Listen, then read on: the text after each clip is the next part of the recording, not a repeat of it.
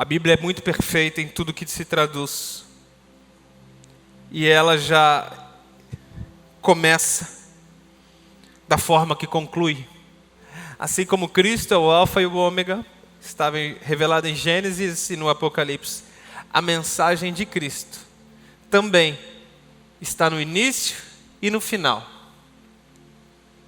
Logo no início do Evangelho nós encontramos 12 evangelhos, Mateus, Marcos, Lucas e João. Nós encontramos a descrição do ministério de um homem chamado João Batista.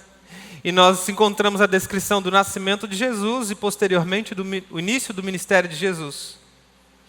E quando vemos o início do ministério de João Batista, com a sua narrativa histórica de como nasceu, de onde nasceu, de qual família nasceu, nós entendemos e concluímos que João Batista ele foi escolhido para aquele tempo, por um propósito específico. João Batista, você conhece a história, ele foi ao deserto, ele abriu mão do seu sacerdócio, abriu mão de muitas coisas, que eu não tenho tempo para mencioná-las aqui, mas no deserto ele batizava as pessoas com água, e ele pregava uma única mensagem: arrependei-vos, pois é chegado o reino de Deus. Aliás, pois o reino de Deus está próximo. Isso está em Mateus capítulo 3, versículo 2, arrependei-vos porque o reino de Deus está próximo. E logo depois, subsequente ao início do ministério de João Batista, nós vemos o início do ministério de Cristo. E a primeira mensagem que Cristo Jesus pregou é: arrependei-vos, porque é chegado o reino dos céus. E Mateus capítulo 4, verso 17, ou seja, no capítulo seguinte, no capítulo anterior, no capítulo 3, João diz: olha, está próximo o reino. E no capítulo seguinte, Jesus vem e diz assim: é chegado o reino dos céus. Evidenciando aqui uma única mensagem no reino. Preste atenção no que eu estou dizendo. O reino é constituído de uma principal mensagem, e todas as outras são vertentes dessa mensagem central. A mensagem do reino é: arrependei-vos. E o Espírito Santo está nos conduzindo a trazer esse assunto à tona. E poderosamente eu ouvi aqui a Sara ministrando louvor, ela sendo usada por Deus e dizendo: Deus nos leva de volta à essência da atração. Senhor, nos leva de volta à essência, porque sem a gente conversar nada, sem eu falar nada com ela, mas é isso que nós viemos orando. Eu vim orando alguns dias com a Daiane sobre isso. Leva-nos de volta a essa essência. E o Senhor tem ministrado ao nosso coração sobre arrependimento. Ontem Deus, durante a oração, deu uma palavra poderosa para a Daiane a respeito de arrependimento. E hoje nós fomos orar juntos, e na oração eu comecei a falar sobre arrependimento. E ela falou: opa, peraí, ontem eu estava falando sobre isso. Pois é, eu acho que Deus está nos conduzindo a chegar um tempo de arrependimento. Glória a Deus, glória a Deus, glória a Deus. O Espírito Santo está nos levando à essência do Evangelho do Reino, que é uma mensagem: arrependei-vos. O arrependimento ele é antes do reino, como João Batista disse: olha, está chegando. E ele é durante o reino, quando Jesus disse: agora é chegado. Ou seja, se é chegado o reino, se nós vivemos a plenitude do reino, Cristo está então nos falando: você vive o reino de Deus? Amém. O reino de Deus é bonito? Você quer entrar no reino de Deus? Amém, amém. Arrependei-vos. É uma ordem, uma declaração direta e pessoal. É mais do que uma declaração para a igreja do Senhor. Quando você olha as igrejas do Apocalipse, você vê que naquelas cartas, João, ele foi profeticamente usado para declarar às igrejas do Apocalipse: olha, arrependei-vos, arrependei-vos, arrependei-vos. Existe uma declaração coletiva? Existe, mas a declaração de João Batista e de Jesus Cristo, ela é individual, ela é pessoal, ela é direta para a sua vida e para a minha vida. Ei, chegou a hora de você se arrepender. Ah, legal, pastor Tiago, eu já me arrependi, já até fui batizado nas águas, concluí o discipulado, estou firmão no GC. Meu filho, arrependimento, a primeira coisa que eu quero que você aprenda ou reafirme na sua vida, é todo santo dia da sua vida. Não é uma única vez, não é apenas no momento que você aceitou a Cristo ou no dia que você desceu as águas. Arrependimento é todos os dias. E quanto mais você se arrepender, mais da transformação e da presença de Deus você vai experimentar. O Espírito Santo só atua no nosso interior com transformação quando existe arrependimento de fato. E obviamente você já ouviu isso, imagino eu. Nós estamos orando e clamando, crendo que vai vir um tempo de avivamento sobre nós. Alguém aqui crê comigo? Faz um barulho aí só para eu saber, por favor. Cremos sim no avivamento. Agora, não existe avivamento sem um arrependimento.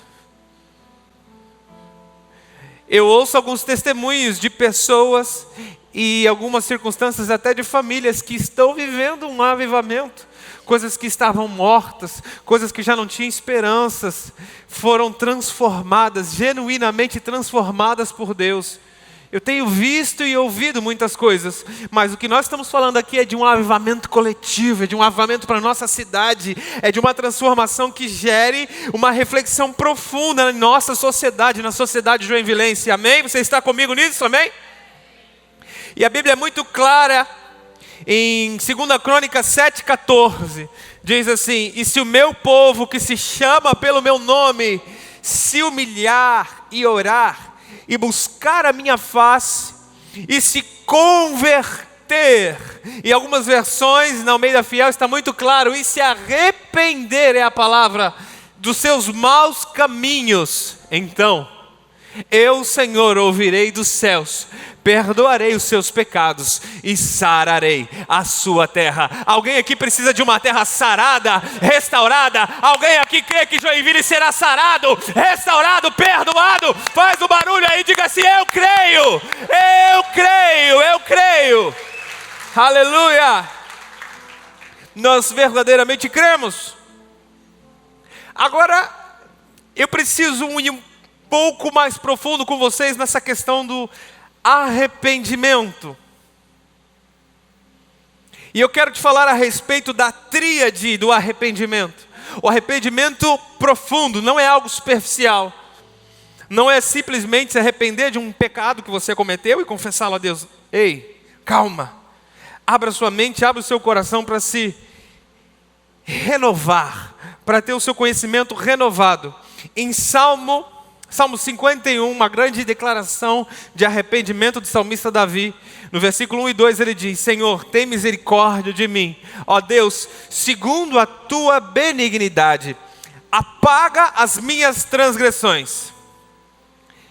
Segundo a multidão das tuas misericórdias, lava-me completamente da minha iniquidade e purifica-me do meu pecado. Segura aqui um pouquinho na tela.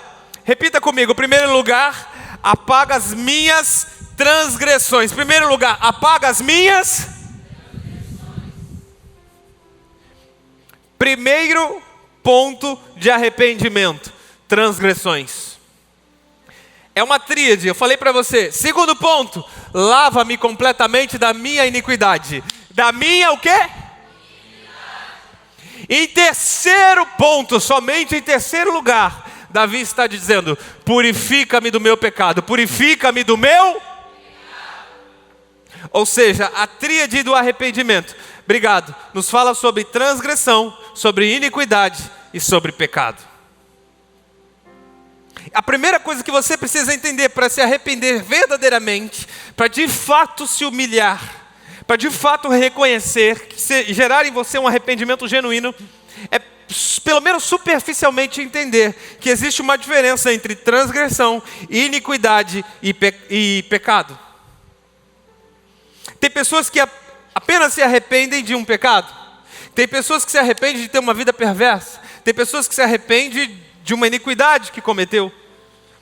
Agora existem pessoas também que reconhecem que estão vivendo uma vida como um transgressor. Os três parecem a mesma coisa, parecem, mas não é. Primeiro lugar, transgressão. A palavra transgressão significa rebelar-se, ultrapassar limite ou quebrar a lei. Ou seja, o transgressor é aquele que viola uma lei. Ou seja, a partir do momento que você fura o sinal vermelho, que você anda com o seu carro acima do limite de velocidade estabelecido para aquela rua ou estrada, você é um transgressor. Ou seja, quero crer eu, que todos aqui em algum momento na nossa vida já fomos transgressores. É verdade ou não é? Olha aí, graças a Deus. Calma, não cutuca ninguém do seu lado agora, essa hora é muito perigoso você esboçar qualquer reação. Transgressão é sempre uma desobediência explícita, ok? É uma forma agravada de pecado, é se rebelar contra uma autoridade. Toda vez que alguém se rebela com uma autoridade, seja ela espiritual, seja ela governamental, rebelou-se contra uma autoridade, transgressão. Agora, o que é iniquidade? Que é o segundo ponto. Iniquidade significa curvatura. Preste atenção no significado. Iniquidade significa curvatura. E se refere a alguma coisa que é distorcida, encurvada. Ela não está no seu estado original, ela é distorcida, ela é encurvada. Para ficar melhor entendido, a transgressão, ela tem a ver com uma rebelião externa, com algo explícito, é uma lei de fora e você transgrediu aquela lei. Agora a iniquidade, ela tem a ver com algo interno. O que é isso? É quando o indivíduo ele é perverso na sua mente. É quando ele é levado por um impulso mau. É quando o seu íntimo ele maquina as coisas. Aí você diz assim, ai que terrível. Esse tipo de pessoa é terrível. Eu vou te dizer, quando você era migué, quando você era, lá bem no passado, quando você no seu coração tinha uma coisa, mas falava outra para as pessoas, o que você acha que você estava sendo? Iníquo. Porque iniquidade, ela justamente é aquilo que está no interior. É quando o seu exterior não corresponde ao que é de fato no interior. É quando existe hipocrisia, é quando existe máscara, é quando existe maquinação do mal. É quando você planeja, sabe quando você planeja? Lembra do teu passado? Quando você falava assim, semana que vem eu vou dar uma festa de arromba. Eu já vou dizer logo essa semana no GC que eu não posso ir semana que vem. Eu vou dizer que eu vou sair com a família. Mas na realidade, eu já recebi um convite de uma festa e eu já estou me preparando. E aquele... Ninguém nunca passou por isso, né? Ninguém nunca. É quando você maquina previamente algo. Não é simplesmente quando peca. É quando você faz um plano, é quando você se prepara para experimentar o mal. Seja ele de qualquer espécie. Não importa se ele está afetando alguém ou se ele está apenas te afetando interiormente. O que importa é que você está afetando o Criador com o seu comportamento. O Pai está olhando para você e diz assim, filho, você não precisa de máscaras. Você não precisa dessa falsidade, dessa hipocrisia. Isso é iniquidade. Nós falamos, quando a gente lê o texto de Mateus no capítulo 7, aquele famoso texto que diz assim, Senhor, em teu nome expulsamos demônios, curamos enfermos. Lembra dessa passagem, amém? Aí que Deus disse, apartai-vos de mim, vós que praticais tais iniquidades. E nós falamos que na aplicação prática, na igreja, existem muitas pessoas que praticam iniquidade, infelizmente, e às vezes até em prol do reino de Deus. Porque elas fazem as coisas com o objetivo de aparecer, com o objetivo de ser aprovado por alguém, mas no seu interior, lá no fundo do coração, o propósito é outro. Resumidamente, é quando você faz algo para Deus, sem Deus. É quando você faz algo para Deus sem verdade interior. É quando você entra deliberadamente sobre a maldição descrita no livro de Jeremias, sobre as pessoas que fazem a obra do Senhor relaxadamente. Quem faz a obra do Senhor relaxadamente é maldito. Existe uma maldição muito pior do que a macumba do vizinho, do que a feitiçaria do ex-namorado, do que a bruxaria daquele crush que você... É muito pior, meu filho. É maldição do Criador, é a Bíblia. Eita, hoje tá bom o negócio aqui, hein? Eita, Jesus. Vocês estão com frio aqui? Vocês estão com frio, é? Tá todo mundo... Hã? Tem umas pessoas mais... tem umas pessoas com frio aqui, ó. Ah, Jesus amado. Eu acredito que a palavra dessa noite vai esquentar o seu coração, amém? Já está esquentando, meu Deus.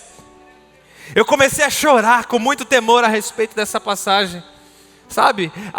Mergulhando nesse estudo. Porque você só achava... As pessoas só achavam que arrependimento é de pecado, é ou não é? Fala a verdade, confessa aí, é ou não é? Ah, Senhor, me arrependi porque eu contei uma mentirinha, me arrependi porque eu pequei, me arrependi porque eu me masturbei, me arrependi porque eu vacilei, eu sei lá, faltei, disse que... É muito além, vai muito além disso. Diz respeito a uma prática contínua. Agora existe também o pecado, que talvez seja o mais leve deles. Porque o pecado, o que significa a essência da palavra pecado? Errar o alvo. A palavra pecado, em seu original no hebraico, significa errar o alvo. Ou seja, é a pessoa que falha. Ela não consegue alcançar o padrão de Deus para a sua vida. Mas se ela erra o alvo, quer dizer que ela está pelo menos tentando. Ela está pelo menos tentando, ok? Mas a pessoa erra o alvo. Ela escolhe, por opção, obviamente, por decisão, ela não consegue acertar o alvo. Ela não se adapta, ela não se adequa ao padrão estabelecido por Deus. Ou melhor, ela não absorve o padrão de Deus. Agora, as pessoas também confundem arrependimento com confissão de pecado. São duas coisas diferentes e as duas coisas têm que andar juntas. Embora haja diferença, as duas coisas é muito importante andar junto. O arrependimento é muito mais do que uma confissão de pecado. É uma confissão da incapacidade de viver sem Deus. Preste atenção. Arrependimento é uma confissão da incapacidade sua de viver sem Deus. Toda vez que você se arrepende na tríade do arrependimento, um arrependimento genuíno, você diz assim: Deus, eu não consigo sem você. Deus, eu sou fraco. Eu já tentei vencer esse pecado. Eu já tentei me livrar dessa iniquidade. Eu já tentei não transgredir mais aquilo que o Senhor pede de mim. Mas eu não consigo sem você. Somente a sua graça, Jesus. Somente o seu sangue vertido por mim na cruz é capaz de me tornar apto à sua salvação. Somente a tua graça é capaz de reformular o meu interior, de me transformar, de me restaurar. Ou seja, arrependimento, toda vez que você se arrepende, você confessa a Deus a incapacidade de conseguir se virar sozinho. Você diz assim: Deus, eu não consigo me virar sozinho. Eu preciso de Ti. Eu preciso de Ti. O arrependimento, ele é uma confissão completa. É uma confissão de alguém que está desesperado. É muito mais do que chegar para Deus e apontar uma lista de pecados que você acha que foi só aqueles pecados que você cometeu no seu dia. Vai muito além. É o desespero do seu espírito gritando para a sua alma. Por quê? Porque você não consegue. Porque você ainda não tomou essa decisão. Porque você não foi em frente. É o espírito desesperado. Desesperado. Reconhecendo que precisa de Deus para conseguir vencer. E as confissões, eu preciso te alertar disso. Porque esse momento é justamente para isso. É para te ensinar. É para que a partir daqui você venha entrar diante de Deus com arrependimento genuíno. A religião nos ensinou que a gente deve se arrepender dos pecados e chegar diante de Deus todo dia e apresentar a Ele a lista de pecados. Eu vou mais fundo um pouquinho só, é bem rapidinho.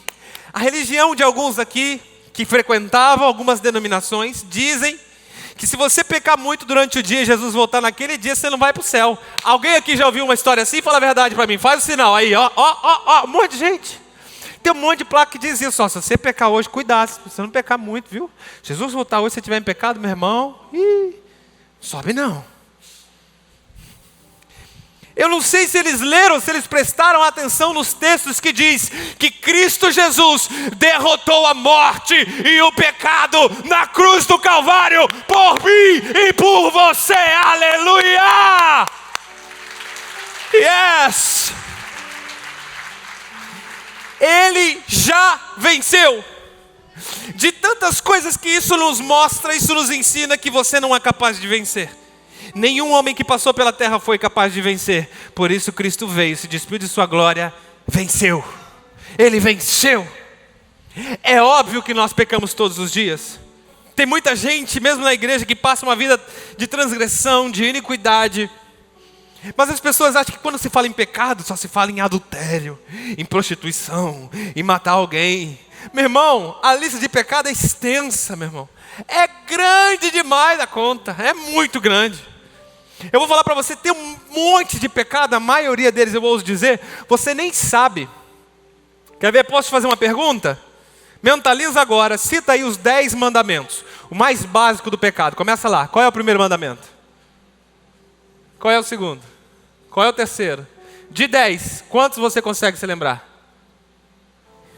Ou seja, na nossa confissão diante de Deus diária, que deve se haver, sim, é uma confissão em que você não apenas lista os seus pecados, porque a grande maioria dos seus pecados você não sabe que pecou. A grande maioria dos seus pecados você não sabe que cometeu. Você não se lembra nem dos 10 mandamentos? Como é que tu vai garantir a lista de pecados que você cometeu naquele dia? A tua confissão diária, ela deve ser para manter o relacionamento com o Pai. E ela deve ir muito além de confissão de pecados. Ela deve ser: Senhor, eu não consigo viver sem Ti. Eu não consigo viver sem Tua graça. Eu preciso da Sua presença. E quando você confessar, confesse também suas negligências. Não é só aquilo que você fez, mas é aquilo que você deixou de fazer. Ah, meu Deus. Ou você achou que pecado era só aquilo que você fazia? Quando você ignorou aquele irmão, aquele mendigo, aquele pobre necessitado que passou a rua, quando você não ofereceu amor, você acha que você fez o quê? Todas as vezes que você pode ir numa ação social, você nega. Todas as vezes que você pode fazer o bem a alguém, que você tem oportunidade, no seu trabalho, no seu dia a dia, na sua faculdade, seja lá onde for, você tem a oportunidade de fazer o bem, você decide não fazer, você acha que você está fazendo o quê? Meu irmão, existe muito pecado e muita transgressão de coisas que você não faz, mas deveria fazer.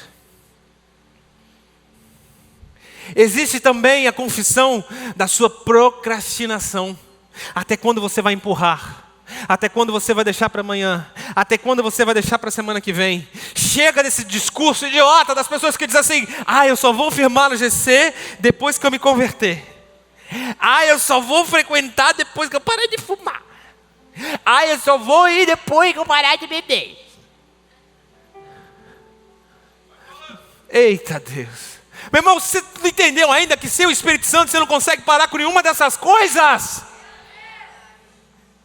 E graças a Deus que ninguém está aqui para te julgar. Se você fuma, se você bebe, se você peca, todos nós somos pecadores e vamos dar parte diante de Deus. Por isso buscamos o Espírito Santo para nos convencer e nos transformar. Aleluia! Arrependa-te hoje.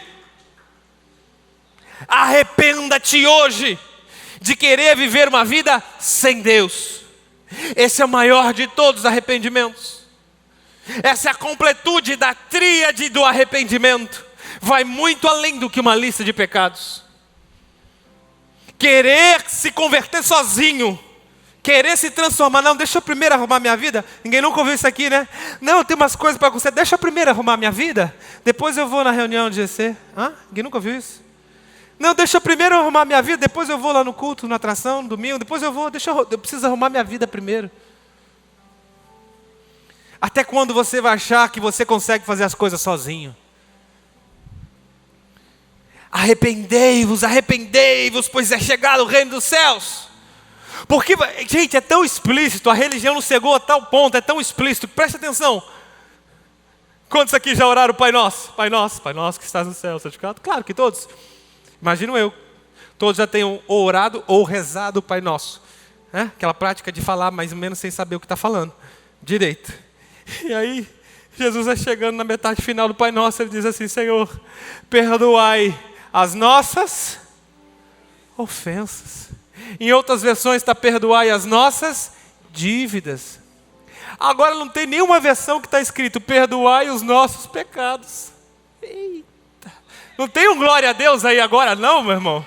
Sério, agora era hora de você chacoalhar, vibrar e falar: que isso, é verdade! Por que não está escrito Senhor, perdoai os nossos pecados? Aleluia. Deixa eu te dizer algo dos céus para a sua vida. Os seus pecados, filhos de Deus, já estão perdoados por Cristo Jesus na cruz. Não deixe o diabo te acusar de nada. Ele já te perdoou. Aleluia. Ele já nos perdoou. É claro que temos que manter uma confissão. A Bíblia nos ensina que devemos manter confissão. Mas existe uma diferença. A confissão não é para você se consertar legalmente. Legalmente você já está posicionado. Legalmente você já é filho. Sabe para que você tem que confessar? Para manter relacionamento e comunhão. Eita! A confissão é por causa do relacionamento e da comunhão. Não é por causa da condenação. Não tem a ver com a salvação, porque ele já fez, já está comprado. O que aconteceu? Por que você chega e confessa e se humilha?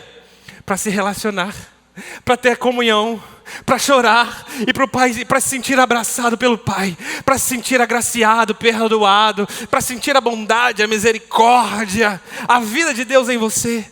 Para isso precisamos confessar. Agora ele vai mais fundo quando ele diz perdoai as nossas ofensas.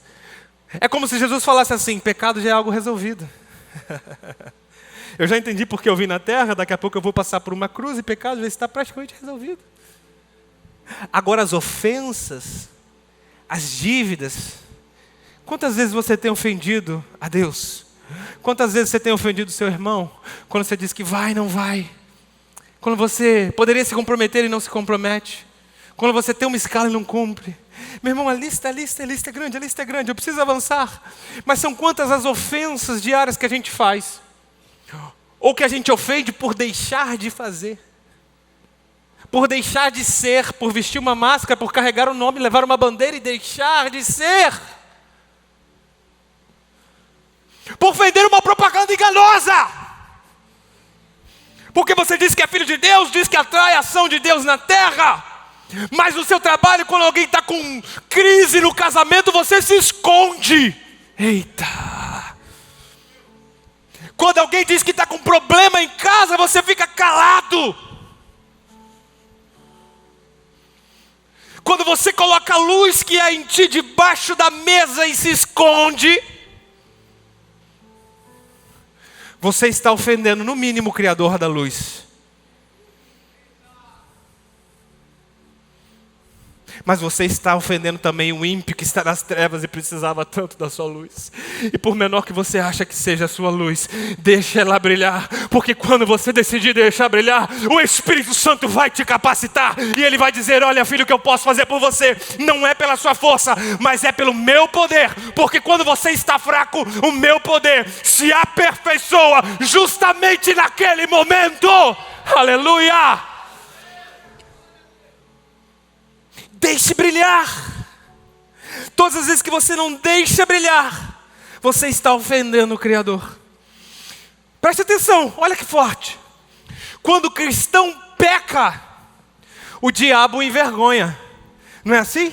Não tem aquele pecado que você já cansou de lutar contra aquele pecado. Você diz assim: Senhor, eu não consigo essa prática de pecado.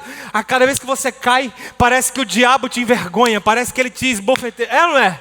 Já sentiu assim? Quando você peca, o diabo te envergonha. Mas quando você se arrepende, Deus envergonha o diabo. Aleluia.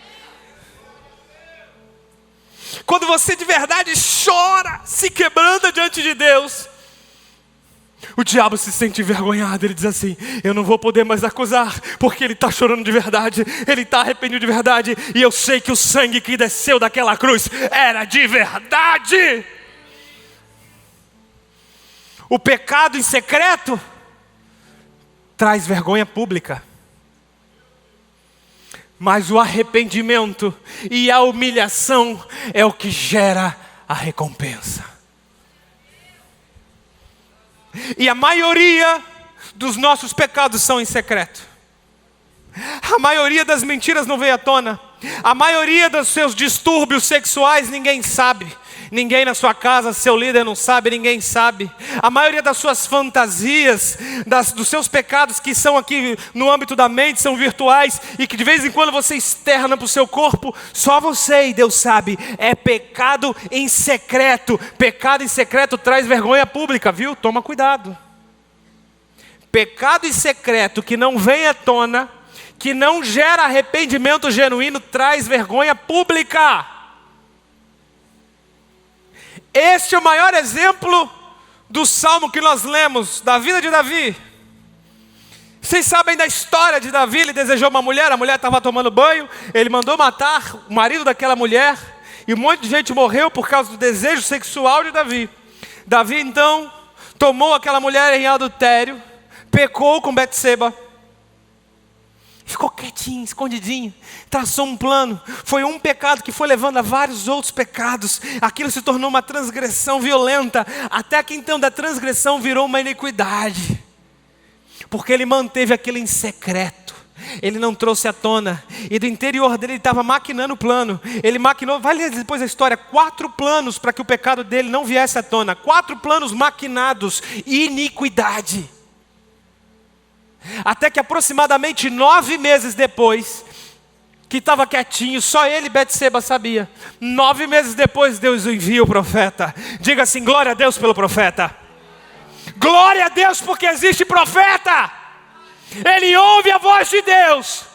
O profeta vai no palácio, diz assim: Davi, vem cá, deixa eu te contar uma historinha.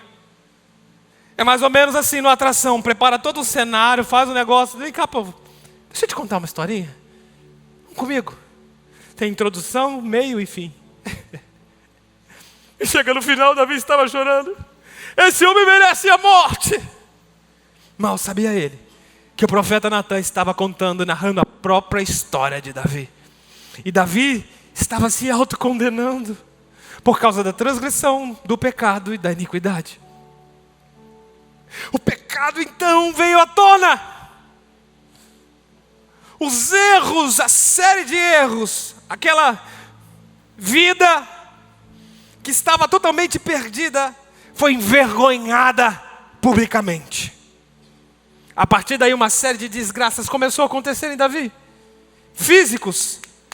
Ele começa a narrar, vai ler depois o Salmo inteiro, 51, leia o Salmo 38, leia o Salmo 2, Salmo 3, Salmo 5, são salmos que Davi, ele se humilha diante de Deus, são salmos que Davi se arrepende, ele suplica por perdão e arrependimento.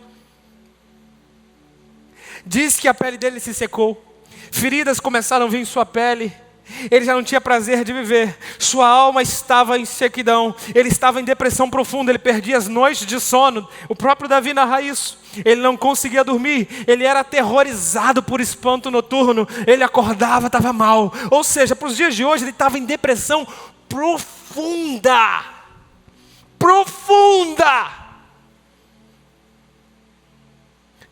A tal ponto que a sua pele, a sua carne começou a estourar um monte de doença, um monte de ferida.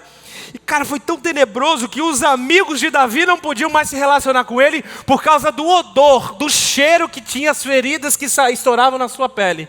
Pensa nisso.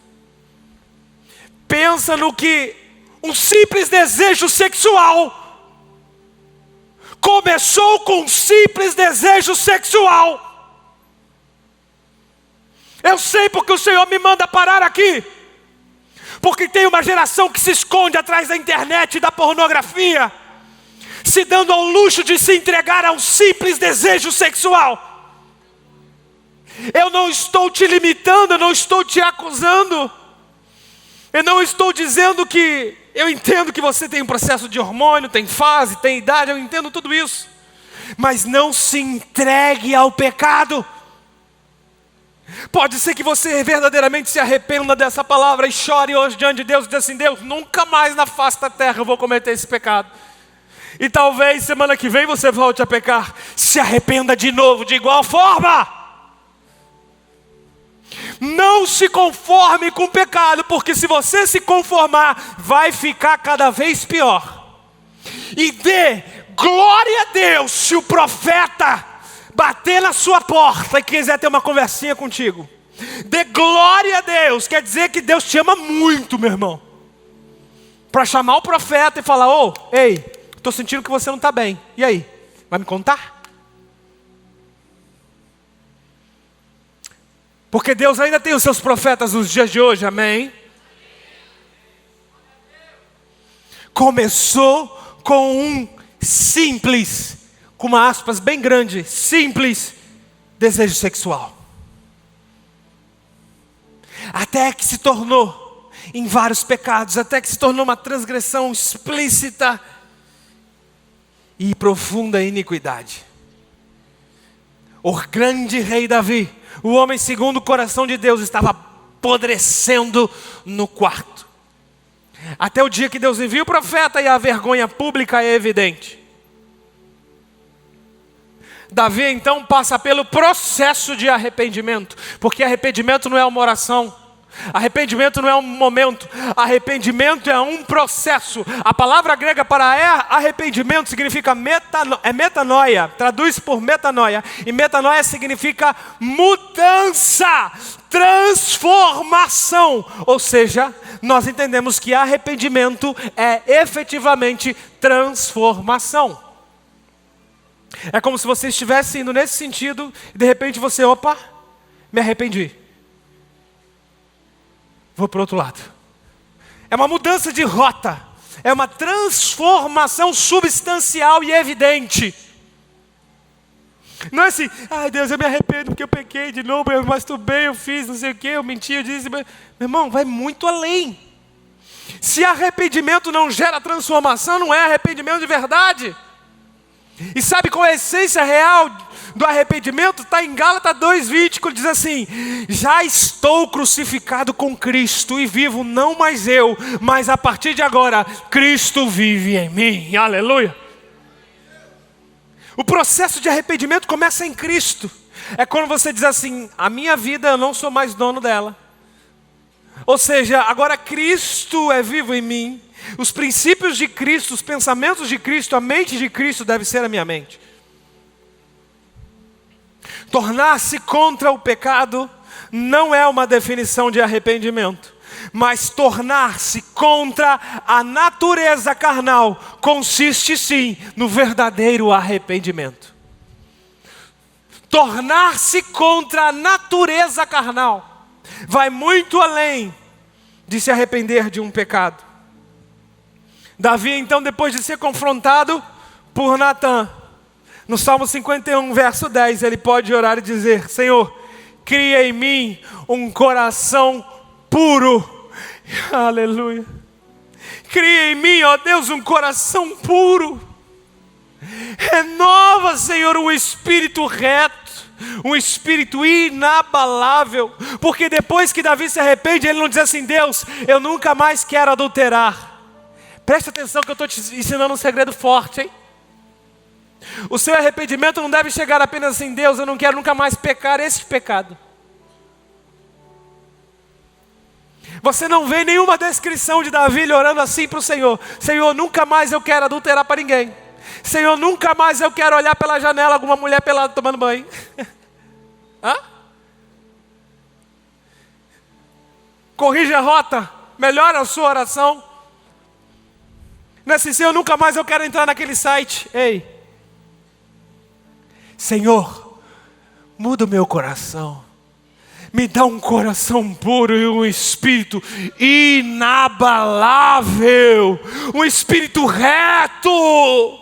Porque eu sei que se o Senhor transformar o meu coração, todas as minhas transgressões, iniquidades, pecados serão meros acidentes. Meros acidentes. Só Deus pode dar um novo coração. Isso vem pela graça. O processo de receber um novo coração é reconhecer sua natureza corrupta. Precisa sim reconhecer a natureza corrupta. Vamos voltar para Davi. No versículo 5 desse salmo, do Salmo 51, ele diz: Senhor, eu sei que sou pecador. desde que nasci. Sim, desde que concebeu a minha mãe. Ou seja, Davi, ele estava olhando para a sua natureza carnal. É muito mais do que olhar para um pecado. Você olha para a sua natureza e se arrepende. O arrependimento de Davi é expresso por uma confissão completa de culpa diante de Deus. Preste atenção no que eu vou dizer. Se você em alguns momentos se vê distante da presença de Deus, sua oração não é mais a mesma. Você está com muita saudade do encontro com Deus, porque lá você sentiu a presença. Se você tem dificuldade de sentir a presença, eu vou te apontar a provável explicação para isso: falta de arrependimento genuíno. Porque o arrependimento genuíno traz a presença de Deus para a sua vida. O arrependimento genuíno traz a presença de Deus no seu quarto secreto, na sua oração. E todas as vezes que você realmente se render com o coração quebrantado, Deus vem. Olha o que ele disse no versículo 11: Senhor, não me expulses da tua presença, nem tires de mim o teu Santo Espírito. Olha no verso 12, ele diz assim: devolve-me a alegria da tua salvação e sustenta-me com o espírito pronto a te obedecer. Está te faltando alegria? Faz tempo que você não sente a presença de Deus? Talvez, e muito provavelmente, está faltando um arrependimento genuíno. Aquele que deseja verdadeiramente ser restaurado não foge da presença como Adão. Aquele que deseja de verdade ser restaurado, busca a presença, como Davi. Davi entendeu o confronto. Ele disse assim: eu preciso ser restaurado, eu preciso da presença. Quem não deseja ser restaurado está orgulhoso, não se humilha de verdade, não reconhece, não se arrepende de verdade, se esconde atrás de folhas de figueira. Eita! E o pior é que de quem se esconde é convidado a sair do Éden. Quem se esconde é convidado a deixar a presença. Não se esconda. É tempo de se arrepender, atração.